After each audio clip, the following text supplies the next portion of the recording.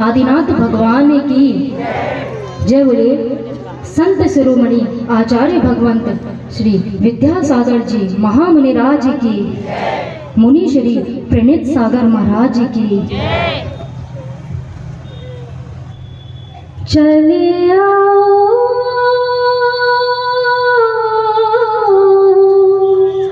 आचार्य श्री, नैना रोए गुरुवर तेरी याद सताए, सांसों की ये डोरी कहीं टूट न जाए। नैना रोए गुरुवर तेरी याद सताए, सांसों की ये डोरी कहीं टूट न जाए। चित चोर तुम हो चित को चुराया, जीवन में मुझको कोई और न भाया। पार लगाया है लाखों को तुमने, मुझ पे भी कृपा कर दो। पाँव में छैया, पाँव में छैया मुझे मिला गुरु दर्शन। दर्शन करके झूठा जग मुझको न भाए, सांसों की डोरी कहीं टूट न जाए। दर्शन करके झूठा जग मुझको न भाए, सांसों की डोरी कहीं टूट न जाए। उदात्त विचार पंच महाव्रतधारी वो, अपराजेय साधक आदर्श योगी है बाल ब्रह्मचारी वो। तप त्याग तपस्या की मूर्ति है कुंद कुंद के कुंदन और जिनवर के लघुनंदन। जो शांत है निर्मल है और सागर से गंभीर, वो महाकवि दिगंबराचार्य वर्तमान के महावीर। जो स्वयं गुरु होकर भी गुरु का गुणगान करे, संघ को गुरुकुल बनाकर संस्कृति का उत्थान करे, प्राणी मात्र का कल्याण करे, वो है संत शिरोमणि परम पूज्य आचार्य गुरुवर श्री विद्यासागर जी की विनयान्जलि सर्वधर्म सभा में हम गुरु जी का जीवन परिचय इस डॉक्यूमेंट्री फिल्म के माध्यम से आप सभी को दिखाना चाहते हैं। ओम नमः सिद्धेभ्यः श्री वीतरागाय नमः। ओम भीम नमो अरिहंताणम, रवो सिद्धाणम रवो आयुर्याणम, रवो उवच्छायानम रवो लोये संवताहो। आनंदमयो ज्ञानमयो विज्ञानमयो आदित्य। श्री विद्यासागर जी उस सूर्य के समान हैं जो आनंदमय है, ज्ञानमय है, ध्यानमय है, विज्ञानमय है। सूर्य संभाव से अपना प्रकाश मनुष्य, प्राणी और वनस्पतियों पर फैलाता है। विद्यासागर जी भी प्राणी मात्र के एक रूप उद्धार का उद्देश्य लेकर बिना किसी भेदभाव के अपने ध्येय की साधना में निरंतर लीन है। उनका कथन किसी श्लोक से कम नहीं, उनका लेखन किसी दर्शन से कम नहीं, और उनका जीवन किसी शास्त्र से कम नहीं, जिसके हर पन्ने पर एक सोच है, संस्कार है। धन्य है वे महान आत्मसंतोषी जिनका हाथ ही पवित्र पात्र है। घूम घूम कर भिक्षा में प्राप्त अन्न ही जिनका भोजन है। जो दिगंबर है, पृथ्वी ही जिनकी शैया है। जिन्हें अप्राप्त की चाह नहीं और प्राप्त का मोह नहीं। इस युग के ऐसे कुंभकार जो अपने कर्म की मिट्टी से धर्म का एक ऐसा कुंभ तैयार करते हैं जो पुण्य के अमृत से सदैव छलकता रहता है। रोम रोम में पुरुषार्थ व परोपकार का सागर लिए अंतरयात्री महापुरुष आचार्य श्री। सन 1946 सदलगा कर्नाटक के इस छोटे से गांव में शायद ही किसी ने इस बात की कल्पना की होगी कि उस वर्ष अक्टूबर के महीने में पड़ने वाली शरद पूर्णिमा को उनके गांव में एक चांद खिलेगा। आकाश में नहीं, किसी के आंगन में। सही बताएं, आचार्य श्री तो पहले जन्म से संस्कारित हैं, इसलिए उनको धर्म के हर कार्य में बहुत रुचि बनी। किसी ने इनसे पूछा कि यहाँ से मंदिर कितना दूर है। इन्होंने ये नहीं कहा इतने गज है, इन्होंने ये कहा तुम इतनी बार नमोकार मंत्र पढ़ो, मंदिर आ जाएगा। जब बालक विद्याधर माँ के गर्भ में आया तब माँ को एक ऐसा सुंदर स्वप्न पड़ा। एक चक्र आकाश मार्ग से घूमता हुआ आया और घर में प्रवेश किया। इतने में आकाश में एक तीर्थंकर भगवान अपने ओर खींच आ रहे हैं और उनके पीछे 2 चारधारी मुनिराज आंगन में उतरे। तो माँ ने उनको खेल कूद में अव्वल, पढ़ाई में निपुण और कला के धनी। अगर विद्याधर चाहते तो कुछ भी बन सकते थे, परंतु संतों की वाणी जिसकी शिक्षक हो, समाज जिसकी पाठशाला और जिसके अंदर खुद विद्या का सागर हिलोरे ले रहा हो, वो स्कूल की 4 दीवारों के अंदर गृहीत विद्या से क्या तृप्त हो सकेगा। प्राइमरी स्कूल के अंदर 3री में पढ़ते थे, तो छुट्टी के समय शाम को वहाँ गिल्ली डंडा खेलने बगीचे में जाते थे। तो वहाँ पर गुफा में एक महाबल मुनि करके मुनि ध्यानस्थ रहते थे। तो एक बार गिल्ली जाके उनके गुफे के सामने गिर गई। तो लाने के लिए गए महाबल मुनि ने, तो इनको बुलाया और कहने लगा, कौन है, तुम्हारा नाम क्या है? मेरा नाम विद्याधर है। क्या विद्या प्राप्त की है तुमने? तो बालक विद्याधर ने बिना विलंब मुनिवर को भक्तामर स्तोत्र की कुछ पंक्तियां सुना दी। सुनकर मुनि बहुत प्रभावित हुए। उन्होंने विद्याधर को और पाठ अभ्यास देना शुरू कर दिया।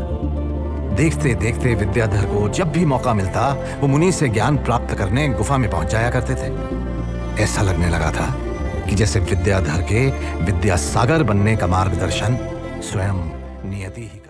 इन्हें बचपन में मौजी बंधन हुआ। मौजी बंधन का मतलब होता है अब जीवन में सत्य व्यसन का त्याग और धर्मात्मा बच्चा बन गया, इसलिए बच्चे का मौजी बंधन कराया जाता है। उस टाइम पर अपने गांव में देशभूषण महाराज का चौमासा चल रहा था। तो उस टाइम पर एक कार्यक्रम रखे कि मौजी बंधन का। विद्याधर जी को बुलाए और कहे, आज मौजी बंधन का कार्यक्रम है, आपका मौजी बंधन करना है आपको। तो बोले, उन्होंने हाँ कर दिया और वहीं पर बैठ गया। और तुम्हारे भाई कहाँ है? तो मेरे को भी बुलाए। तो मैंने बोला कि मैं पिताजी को पूछ के आता हूँ। तो मैं आ गया इधर घर। तो बोले, आओ, अभी इतनी छोटी उम्र में करना ठीक नहीं, फिर आगे देखेंगे। तो फिर वहाँ मैं जब तक वापस गया वहाँ पर, तब तक इन्होंने मुंडा कर के बैठा हुआ था। हाँ, तो फिर अंगूठी और जनेऊ पहनता था, तो वही सोने का जनेऊ उनके पहन के उन्होंने सन्यास का व्रत धारण किया। तो पिताजी बोले, कुछ भी हो, हमारा बात सुनते नहीं तुम। हाँ, कुछ भी हो, ठीक हुआ, चलो, हो गया। हाथ में डंडा लिए और भिक्षावृत्ति को लिए सभी लोग निकल गए। बड़े प्रसन्न हुए उस दिन, बहुत प्रसन्न रहे, आज मेरा मौजी बंधन हुआ। क्यों अच्छे हुए? पूर्व जन्म का संस्कार था, धार्मिक क्रियाएं हुई, इन्हें बड़ी अच्छी लगी। मंदिर में रोज पढ़ने जाते थे, पढ़ते भी थे, लोगों को पढ़ाते भी थे, खूब याद करते थे। बचपन से तत्वार, सूत्र, श्लोक वगैरह खूब याद करते थे। यहाँ पास बोरगांव में एक नेमी सागर महाराज का, उन बहुत वृद्ध हो गए थे और सल्लेखाना ले लिए थे। तो ये खबर मिली तो सुनते ही बिना बोले घर से निकल गए। ये वहाँ जाते थे, नमी सागर जी की भैयावृत्ति करते थे। उनके हाथ पैर दाना, सहलाना, सिर दावना, सारे काम करते थे। अगर कोई मलमूत्र की बाधा होती थी उसकी सफाई भी करते थे। मक्खी मच्छर पास में नहीं आए, कोई दिक्कत नहीं हो, वो भी देखते थे। उनका समाधि पूरा होने तक उन्होंने उनका सेवा शुश्रूषा करते हुए 3-4 दिन वहीं पर रह गया। विद्याधर का मन अपनी किशोर उम्र की गतिविधियों में नहीं, बल्कि जीवन और मृत्यु जैसे जटिल सवालों से जूझने में लगने लगा। उनके किशोर मन में नए विचार, नए सवाल, नए दृष्टिकोण पैदा होने लगे, जो उन्हें जीवन की गहराई को और गहराई से समझने के लिए प्रेरित करने लगे। अच्छी समाधि कराने के संस्कारों का प्रारंभ नमी सागर जी की समाधि से हुआ और वो आगे बढ़ता गया। आज समाधि सम्राट कहलाते। एक दिन मास्टर जी ने कहा था कि विद्याधर, तुम कल फीस नहीं लाया तो मैं तुम हाई स्कूल से बाहर निकाल दिया। कि उन्होंने फीस नहीं लेकर ही आ गए स्कूल और बाहर खड़े हो गए। विद्याधर जी दोस्त हैं और बाहर खड़े होना मुझे अच्छा नहीं लगा। झट से मैंने खड़ा होकर कहा गुरुजी से, मास्टर जी मैं उनके फीस दे दूंगा। तो अच्छा तुम दे दोगे तो आओ अंदर, उन्होंने कहा। थोड़े ही दिनों में उनको वैराग्य आ गया। उत्तर की तरफ जब जाने वाले थे तब मेरे दोस्त ने मुझे 5 रुपये फीस दिया है। उनके 5 रुपये देने के लिए मेरे घर पधारे, समझ लीजिए। कि 5 रुपए फीस भी उन्होंने याद में रखकर 5 रुपए फीस तक उन्होंने देकर जाते हैं। कितना प्रामाणिक होंगे।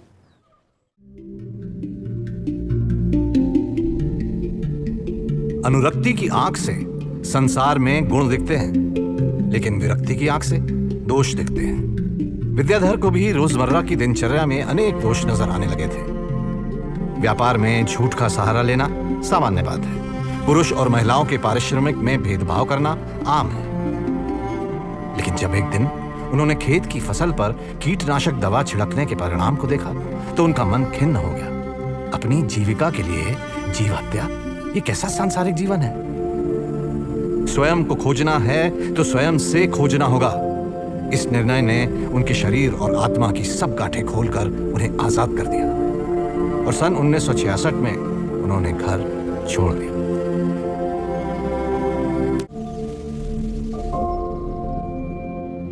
साल की उम्र में घर उन्होंने छोड़ा और सीधे सदरगाह से जयपुर पहुंचे। जयपुर में आचार्य देशभूषण जी थे, जहाँ पर प्रसिद्ध जैनों का एक बहुत बड़ा तीर्थ भी है, उसको कहते खानिया जी चूरगिरी। 1966 की बात है। वहाँ जाकर उन्होंने अपने निवेदन करने पर आचार्य देशभूषण जी ने उनको ब्रह्मचर्य दिया। संकल्प को देख करके कई लोग, महाराज ये तो कठिन बहुत है। तो हमने कहा कि भैया परीक्षा में पेपर हमेशा कठिन ही आया करते। महाराज कम से कम हमारी बात तो सुन लो, कठिन से कठिन ग्रंथ रख लो पाठ्यक्रम में, लेकिन कठिन से कठिन प्रश्नावली मत लिखा करो। तो फिर ऐसा कर लो, तुम अपने हाथ से ही प्रश्नावली निकाल लो, तो क्या होगा 200-500 नंबर का निकाल लेगा। 10 नंबर है तो आप 20 नंबर रख देगा और 20 को 20 ले लेगा। ये भी नहीं हो पाता। कठिनाई संसारी प्राणी के लिए संयम हमेशा हमेशा दुरूह हो जाता है। आचार्य कहते हैं संयम के बिना कभी भी, आचार संहिता के पालन किया बिना कभी भी किसी राष्ट्र का उद्धार नहीं होगा। इसलिए आप लोगों को संकल्प ले लेना चाहिए हमारे जीवन में ही ये आचार संहिता आ जाए, ताकि चुनाव की भी कोई आवश्यकता न पड़े। अजमेर जैन समुदाय का काफी प्रमुख केंद्र माना जाता है। श्रवण बेलगोल के पास स्तवनिधि तीर्थ से कोल्हापुर, कोल्हापुर से मुंबई, मुंबई से अहमदाबाद और अहमदाबाद से अजमेर तक का सफर 3 दिनों में कई कठिनाइयों का सामना करते हुए ब्रह्मचारी विद्याधर ने पार किया। कुछ मददगारों ने उन्हें नसिया का रास्ता बताया और यहाँ मंदिर जी की सीढ़ियों पर उन्हें पंडित विद्या कुमार जी सेठी मिले। ये जानकर कि विद्याधर के 2 उपवास हो गए हैं, विद्या कुमार जी ने भोजन के पश्चात उन्हें आचार्य ज्ञान सागर जी से मिलाने का आश्वासन दिया। लेकिन ज्ञान सागर जी अजमेर में नहीं, किशनगढ़ में थे। यहाँ से 20 मील का रास्ता उन्होंने तांगे में तय किया और वहां जब ज्ञान सागर जी के साक्षात दर्शन हुए तो विद्याधर उनके चरण में ही शरण को प्राप्त हुए। जीवन की विडंबना देखिए कि विद्याधर अपना सब कुछ छोड़कर इतनी कठिन यात्रा करके भी सब कुछ छोड़ने ही आए थे। उन्होंने 3 दिन के सफर में जिन जिन साधनों और वाहनों का प्रयोग किया वो उनके जीवन की आखिरी वाहन यात्रा थी।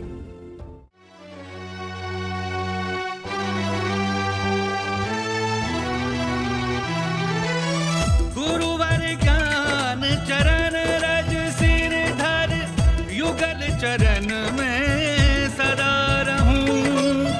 ज्ञान दिशा से आपके गुरुवर, धर्म मार्ग चलता रहूं।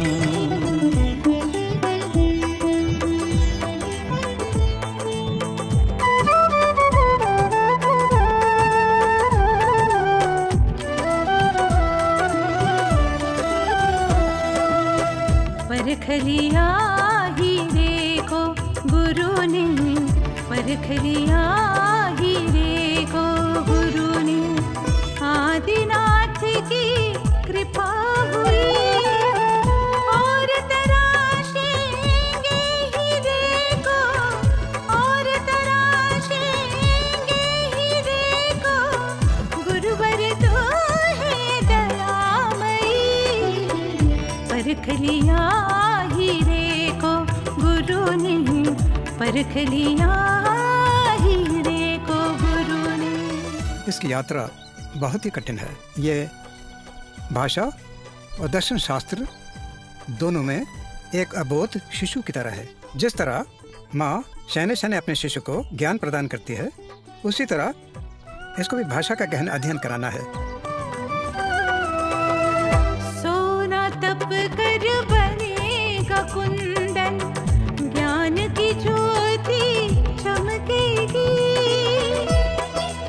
ओ बच्चा महाराज, सोना तप कर बनेगा कुंदन, ज्ञान की ज्योति चमकेगी। चंदन सा महकेगा जीवन, चंदन सा महकेगा जीवन, गंध दूर तक फैलेगी। दूर करें राहों के अंधेरे, दूर करें राहों के अंधेरे। गुरुवर तो है ज्योतिर्मय, और तराशेंगे हीरे को, और तराशेंगे हीरे को। गुरुवर तो है दयामयी। विद्याधर, तुमने तो सवारी वाहन का त्याग कर दिया था ना? तांगा भी सवारी वाहन है। गुरुवर, आज से मैं हर प्रकार की सवारी वाहन का त्याग करता हूँ। कचौड़ी मल जी, विद्याधर पढ़ाई करता है या नहीं? मैं जो कुछ पढ़ाता हूँ वो याद करता भी है कि नहीं? भैया जी, सिर के बालों को रस्सी से बांधने का मतलब क्या है? नींद से बचने के लिए। तो आप दिन में पढ़ लिया करो ना। गुरुजी ने जो पढ़ाया है उन्हें अगले दिन सुनाना भी पड़ता है ना, इसलिए पूरा स्मरण करके ही सोता हूँ। नन्ही सी अधखिली कली पर बागबान की दृष्टि गई। दवा क्यों नहीं लगवा रहे? गुरु महाराज, मुझे मुनि बनना है, दर्द तो सहन करना पड़ेगा ना। नन्ही सी अधखिली कली पर बागबान की दृष्टि गई। बीजारोपण करके ज्ञान का, बीजारोपण करके ज्ञान का, देंगे दिशा वो नई नई।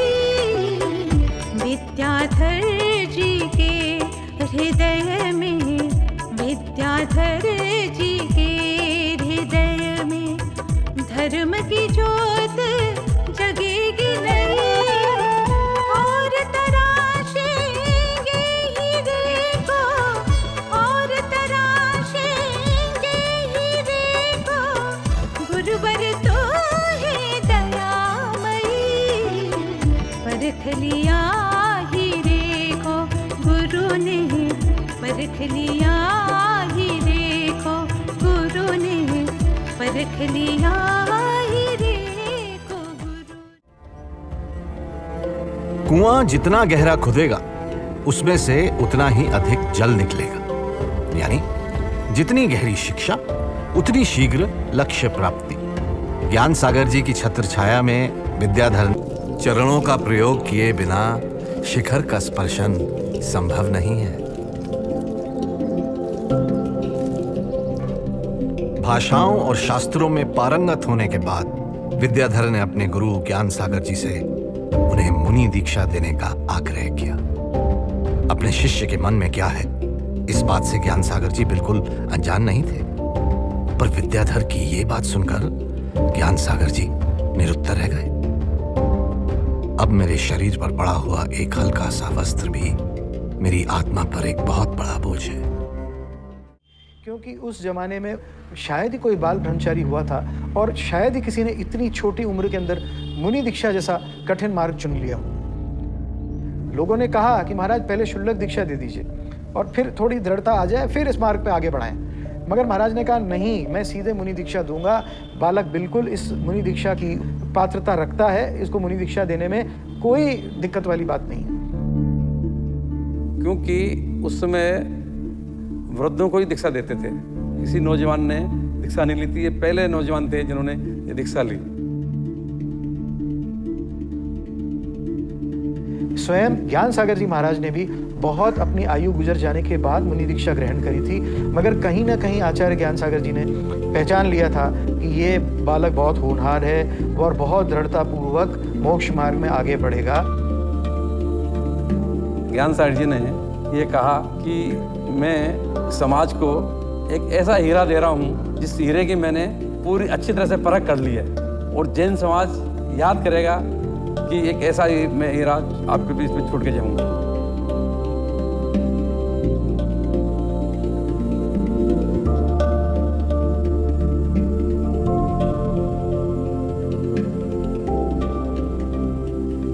लोगों ने तार किए, टेलीग्राम किए घर पे कि विद्यासागर जी गोइंग ऑन दिगंबरी दीक्षा 13 जून 1968 ऐसा लिखा हुआ था उस टाइम पर। उस टाइम पर फ़ोन वगैरह कुछ नहीं थे, तो मैंने जाके पिताजी को दिखाया। पिताजी तुरंत ऐसे गुस्से में आ गए, क्रोधित हो गए। अरे ऐसा कैसा हो सकता है, 20 साल उम्र के अंदर माता पिता के बिना, कोई परमिशन के बिना, अनुमति के बिना कोई ऐसा दिगंबर दीक्षा दे सकता है? एक ऐसे फालतू बात मत करो, चलो यहाँ से। माँ इधर रो रही है, बहनें रो रहे हैं, सब घर में अशांतता फैल गई है, हाँ, सब सन्नाटा हो गए।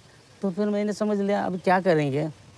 तो मैं तो कुटुंब के मुखिया होने के नाते मेरे को ऐसा लगा कि इन लोगों के इससे नहीं फंसना, अपने को तो अकेले तो जाना ही पड़ेगा।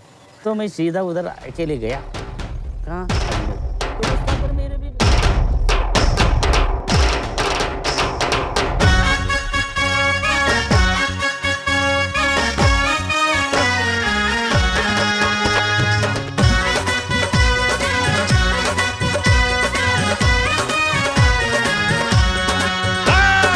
विद्याधर जी सज रहे आज,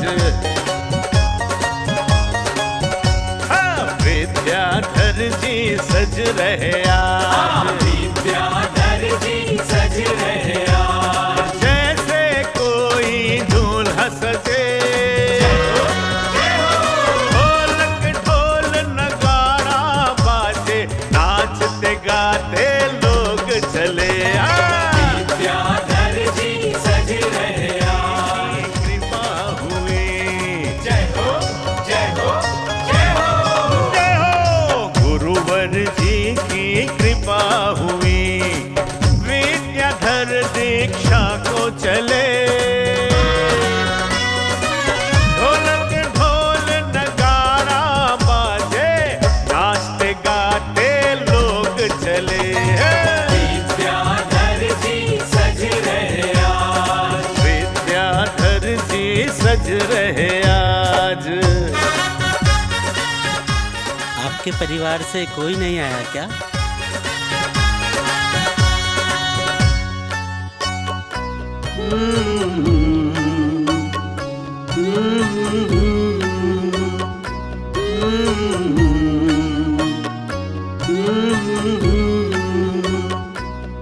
कौन है ये? सदलगा से आए हैं।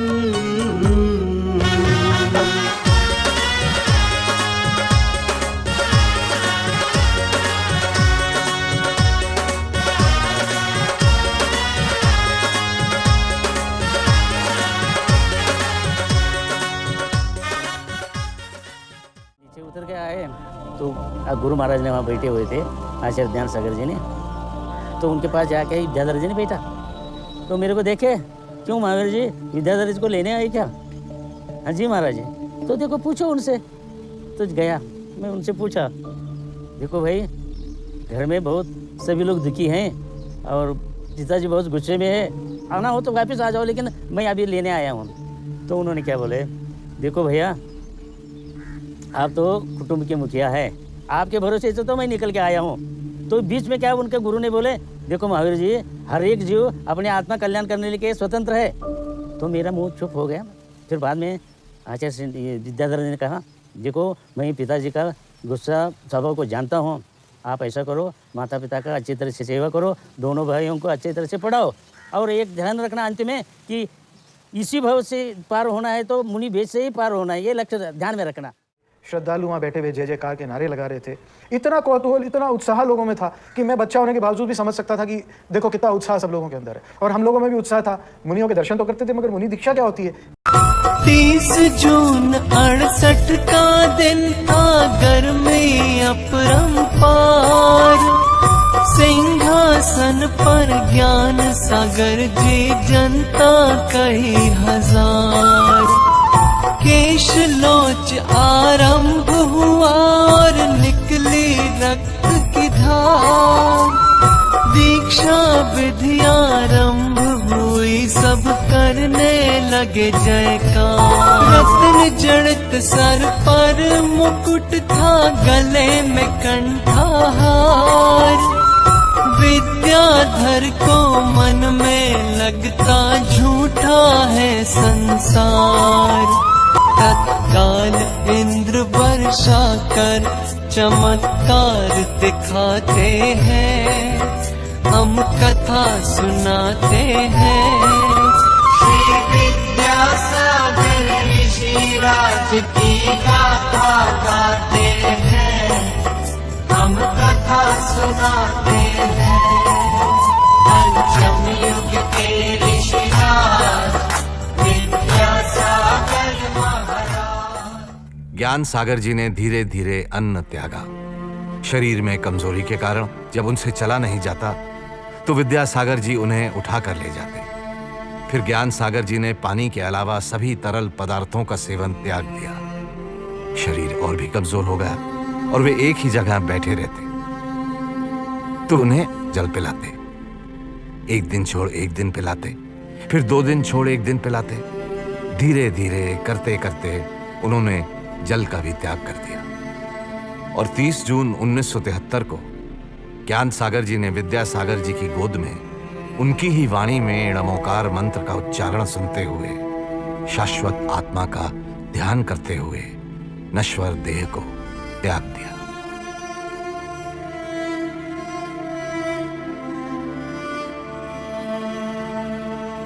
एक गुरु के लिए इससे ज्यादा सौभाग्य की बात और क्या हो सकती है, और एक शिष्य के लिए इससे ज्यादा पुण्य क्या हो सकता है। इस अविस्मरणीय दृश्य को देखने वाले अपने आप को धन्य मानते हैं और आज तक इसे याद करते हैं। दीक्षा के 20 दिन बाद मुनि विद्यासागर जी का समस्त परिवार उनके दर्शन को आया। जिन पूजनीय माता पिता और भाई बहनों के बीच विद्यासागर पले बढ़े, आज उनके सामने वो स्वयं पूजनीय मुनि महाराज के रूप में खड़े थे। परिवार वालों ने अपने रिश्तों से ज्यादा पद की गरिमा को महत्व दिया और अपने बेटे के चरणों में माँ पिता सहित पूरा परिवार उन्हें गुरु मानकर नतमस्तक हो गया। उनकी वैराग्य मुद्रा को देखकर परिवार वालों को इसी पथ पर चलने की प्रेरणा मिली। विद्यासागर जी के पिता श्री मल्लप्पा आचार्य धर्मसागर जी से दीक्षा पाकर मुनि मल्ली सागर महाराज बने। माँ आर्य का समयमती माता जी बनी। उनके छोटे भाई बहन भी वैराग्य की राह पर आगे बढ़े। हमें पूछते महाराज अब कहाँ से कहाँ जा रहे हो, तो भैया मुझे तो मोक्ष जाना है, तो मोक्ष जा रहा हूँ। नहीं जा रहे क्या? जब जा रहे हैं तो संकल्प भी है, आगे पीछे हो जाना बात अलग होती है, लेकिन ये कितना उत्साहवर्धक भाव है कि मुझे तो मोक्ष जाना है, संकल्प है, जा रहे। आचार्य विद्यासागर जी के नेतृत्व में समुदाय में आध्यात्म और आत्मिक जगत में रुचि बढ़ी है। ये मार्ग इतना कठिन है, फिर भी दीक्षा इच्छुकों की संख्या भी बढ़ी है। उन्होंने अब तक 900 से ज्यादा मोक्षार्थियों को व्रत दिए हैं, जिनमें 300 साधु साध्वी और 500 से अधिक त्यागी व्रती हुए हैं। इसके अलावा उनके निर्यापकत्व में 38 जीवों का समाधि मरण हुआ है, जिनमें मनुष्य के साथ साथ श्वान भी शामिल है। उनकी प्रेरणा से रामटेक, नेमावर, भाग्योदय, सर्वोदय, ज्ञानोदय, सिद्धोदय, चंद्रोदय, कुंडलपुर आदि कुल मिलाकर 12 मंदिरों व 5 तीर्थ क्षेत्रों का निर्माण और 4 प्राचीन तीर्थों का जीर्णोद्धार हो रहा है।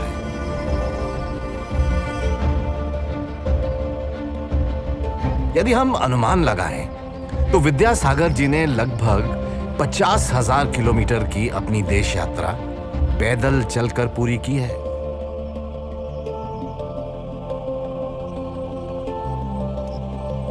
उपादान कारण ही कार्य में ढलता है, यह अकाट्य नियम है, किंतु उसके ढलने में निमित्त का सहयोग भी आवश्यक है। उपादान का कोई यहाँ पर परमित्र है तो वह निश्चय से निमित्त है। जो अपने मित्र का निरंतर नियमित रूप से गंतव्य तक साथ देता है।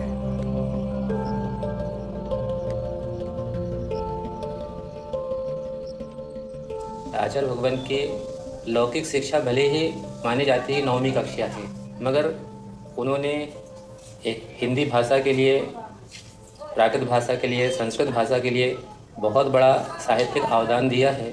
आचार्य श्री विद्यासागर जी सिर्फ 38 साल के थे जब उन्होंने मूक माटी की रचना प्रारंभ की। ये 3739 छंदों का महाकाव्य उन्होंने 3 सालों में पूर्ण किया। इसका अनुवाद 6 भाषाओं में हुआ है और यह आश्चर्य की बात है कि यह दुनिया का ऐसा इकलौता महाकाव्य है जिस पर करीब 52 लोगों ने डॉक्टरेट किया है और जिसकी गणना Guinness book of world records में भी दर्ज है। मूक माटी के अलावा अपने उपदेशों को जन जन पहुंचाने के लिए आचार्य विद्यासागर जी ने करीब 42 साहित्य कृतियों की रचना की, जिनमें नर्मदा का नरम कंकड़, तोता क्यों है रोता, श्रवण शतक, चेतना के गहराव में जैसी अनेक रचनाएं शामिल हैं, जो उनके भक्तों के लिए किसी धर्म शास्त्र से कम नहीं। शुरुआत में सिर्फ कन्नड़ भाषा के जानकार आज आचार्य श्री हिंदी, संस्कृत, प्राकृत व अंग्रेजी भाषाओं के पंडित हैं और अपनी राष्ट्रभाषा हिंदी के बहुत बड़े समर्थक भी हैं। वे अपने सभी प्रवचन हिंदी में देते हैं, रचनाएं हिंदी में लिखते हैं और चाहते हैं कि देश में हिंदी का प्रचार प्रसार हो। हम विदेशी भाषा के आगे अपनी भाषा को पीछे ना छोड़ दें। उनकी प्रेरणा से श्रावकों ने 1 करोड़ हस्ताक्षर का एक अभियान भी चलाया है, जिसमें लोगों से निवेदन किया गया है कि इंडिया हटाओ, भारत लगाओ। ऐसे बहुत कम संत होते हैं जो अपनी साधना के साथ साथ दूसरों के कल्याण का भी विचार करते हैं और पुरातन परंपराओं सहित भविष्य की जरूरतों पर भी समान रूप से नजर रखते हैं। आचार्य श्री ने संसार का त्याग जरूर किया है, किंतु संसार में जीने वाले जीवों को प्रेरणा दी है कि वे समाज के विकास और समृद्धि के लिए कार्य करें, पारंपरिक संस्कारों की रक्षा करते हुए समाज में उन्नति के सभी साधन उपलब्ध कराएं। भाग्योदय और ज्ञानोदय जैसे स्वच्छ चिकित्सालय हजारों रोगियों को जल्द से जल्द स्वस्थ करने में जुटे हुए हैं। वहां सब आधुनिक यंत्रों और सेवा भाव से इलाज किया जाता है। राजनीति और प्रशासन में भ्रष्टाचार कम करने और युवा वर्ग को नैतिक नेतृत्व की ओर आकर्षित करने के उद्देश्य से दिल्ली और भोपाल में IAS ट्रेनिंग सेंटर चलाए जाते हैं। मध्य प्रदेश, छत्तीसगढ़ और महाराष्ट्र में 40 हथकरघा व 19 प्रशिक्षण केंद्रों की स्थापना की गई है, जो न सिर्फ स्वरोजगार पैदा करते हैं बल्कि लोगों को आत्मनिर्भर होने का भी अवसर देते हैं। 1000 से भी अधिक पुरुष व महिलाओं को अब रोजगार ढूंढने के लिए परिवार से दूर बड़े शहरों तक जाने की जरूरत नहीं होती है और इन केंद्रों में अहिंसा व पर्यावरण को मद्देनजर रखते हुए बेहतरीन खादी व हैंडलूम कपड़ा बनाया जाता है।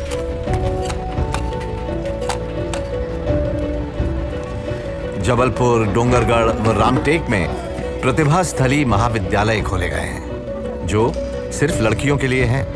यहाँ बच्चियों को हर क्षेत्र, हर विषय में सिखाने के लिए बहुत सारी सुविधाएं उपलब्ध हैं, क्योंकि आचार्य श्री का मानना है कि लड़कियां ही हमारे देश का भविष्य हैं। उनको सही शिक्षा और संस्कार प्रदान करना यानी उनके वर्तमान और भविष्य के परिवारों को सही शिक्षा और संस्कार प्रदान करना है।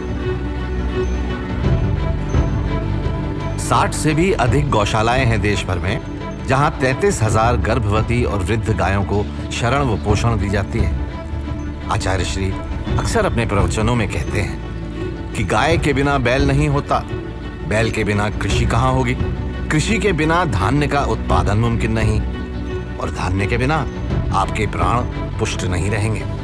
अतः हमारा जीवन गाय के बिना पल नहीं सकता। ये 2 जुलाई सन 2000 की घटना है। राजस्थान में सूखा पड़ा था, जिसके कारण वहाँ पर इंसान भी तकलीफ़ में थे और जानवर भी तकलीफ़ में थे। तो वहाँ से एक ट्रेन भरकर पूरी मालगाड़ी गायें राजस्थान अजमेर, और वो स्थान अजमेर जो आचार्य श्री की प्रथम दीक्षा स्थली थी, 33वें दीक्षा दिवस के अवसर पर पेंड्रा रोड लाई गई। वो आचार्य श्री तीर्थ क्षेत्र अमरकंटक में थे। उस वक्त उनके पैर में जो है वो हल्के से ब्लिस्टर आए। कुछ दिनों के बाद ये पता चल पाया कि वो हर्पीस नाम की एक ऐसी बीमारी थी जिसमें इस सामान्य आदमी चिल्लाने लगता उस दर्द की पीड़ा के कारण। इतना भयानक दर्द उस रोग में होता है। और उन पशुओं को आशीर्वाद देने के लिए आचार्य श्री रेलवे स्टेशन पेंड्रा तक पहुँचे 30 किलोमीटर दूर, और इतना दर्द और वेदना होने के बाद भी उनके चेहरे पर दर्द की कोई शिकन नहीं थी, मुस्कुराहट थी। मुझे जब मालूम पड़ा, मैंने उनके चरणों में निवेदन किया, आचार्य श्री हर पीस में कितनी पीड़ा होती है? तो आचार्य श्री बोले, 6 डाली में लिखा है ना, बिच्छू सहे से डसे नहीं त्रिशो। क्या मतलब? 1000 बिच्छू एक साथ डंक मारे, इससे भी ज्यादा पीड़ा हर पीस में होती। सुन के मेरा दिल हिल गया। मैंने कहा, आचार्य श्री जब इतनी पीड़ा आपको थी तो टाइम से प्रवचन करना, टाइम से सामायिक करना, टाइम से सब शिष्यों से बात करना, ये आपने क्यों किया? आचार्य जी का उत्तर कितना अच्छा, बीमारी शरीर में थी, मेरी आत्मा में नहीं। मैं अपना काम करता था, शरीर अपना काम करता था। यह एक साधारण सी बात है कि चक्करदार पथ ही आखिर गगन चूमता अगम्य पर्वत शिखर तक पथिक को पहुंचाता है, बाधा बिन, बेशक। ओम नमः शिवाय। इतना विश्वास उन्होंने अपनी साधना से बनाया कि लोग ये कहते हैं कि आचार्य विद्यासागर जो बोल रहे हैं वही भगवान महावीर ने बोला था।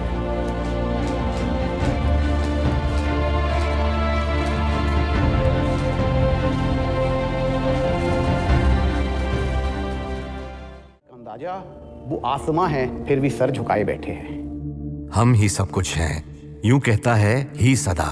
तुम तो तुच्छ कुछ नहीं हो। और भी का कहना है कि हम भी हैं, तुम भी हो, सब कुछ।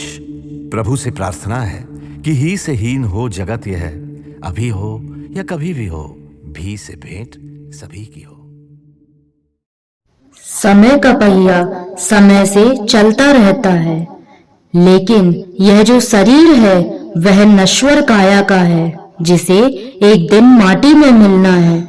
गुरुवर को अच्छे से पता था कि अब समय आ चुका है माटी में मिलने का, लेकिन समझ यह भी आ चुका था कि अब दर्शन होंगे सदगुरु के सीधा स्वर्ग में।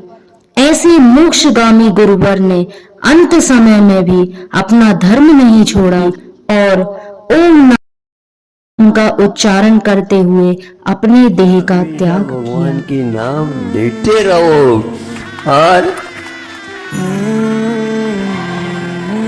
इसमें रोना धोना तो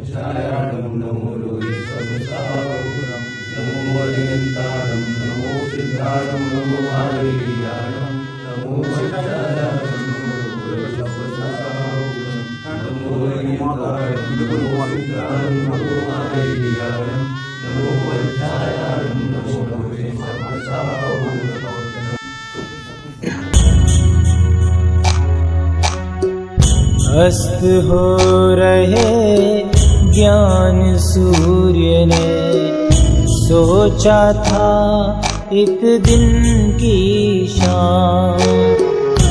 अस्त हो रहे ज्ञान सूर्य ने, सोचा था एक दिन की शाम। मेरे ढल जाने के बाद, मेरे ढल जाने के बाद कौन करेगा मेरा काम। अस्त हो रहे ज्ञान सूर्य ने, सोचा था एक दिन की शाम। अस्त हो रहे ज्ञान सूर्य ने, सोचा था। मैं भले किंतु निकट भेज देता अपना पर।